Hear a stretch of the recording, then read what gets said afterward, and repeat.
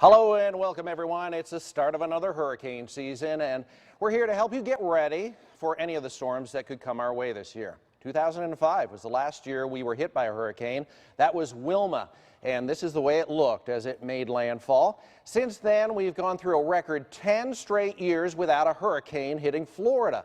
But as the director of the National Hurricane Center told us, it's just a matter of time until we're hit by a storm again.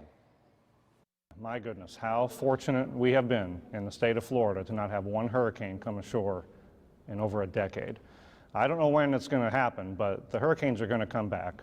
And I fear at some time down the road in the not so distant future, folks are going to be asking me not where have all the hurricanes gone, but can you please make the hurricanes stop? Because Florida has a long, challenging hurricane history. We've just had a fortunate period the last decade. We sure have. The last time we were hit by a hurricane, that was in 2005. A record-breaking 28 storms formed that year.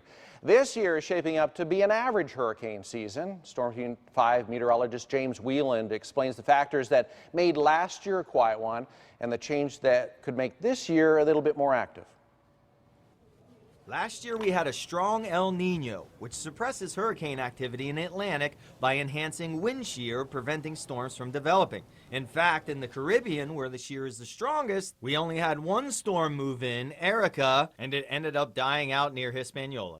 This year, global forecast models are predicting not only for the El Nino to die out, but for a complete reversal into a La Nina by the middle of the hurricane season. In a La Nina, the Pacific Ocean water near the equator is cooler than normal. This usually means a decrease in that wind shear, which in turn means an increase in the potential for tropical activity. However, there are opposing signals at work this season.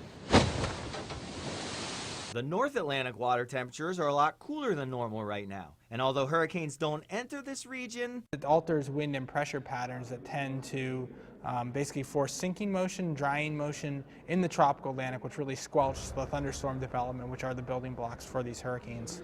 So that may cancel out a more active year that a La Nina would normally bring. Colorado State University notes that there's still plenty of uncertainty with the forecast because the La Nina hasn't even formed yet and the Atlantic water temperatures may change by the peak of the hurricane season. James Wieland, WPTV News Channel 5.